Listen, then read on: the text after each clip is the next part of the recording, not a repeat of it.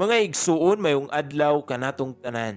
Karon adlaw no usab nga Lunes, pitsa 29 sa bulan sa Mayo sa tuig 2023. Ug karong adlaw sa mga igsuon, adlaw sa atong paghandom sa atong mahal nga Birhen Maria, inahan sa simbahan. Sa ngalan sa Amahan, sa Anak, ug sa Espiritu Santo. Amen.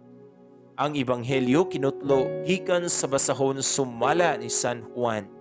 Kapitulo 19, versikulo 25 ngadto sa 27. Duol sa krus ni Jesus nagbarug ang iyang inahan ug ang igsuon sa iyang inahan, si Maria nga asawa ni Cleophas ug si Maria Magdalena.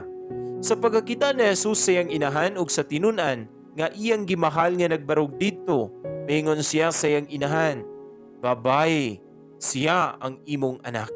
Unya mingon siya sa tinun-an, "Ania ang imong inahan." Sukad niadto gipatipon si Maria sa tinun-an. Mga igsuon, ang Ebanghelyo sa Ginoo. Dayon ikaw, O Kristo.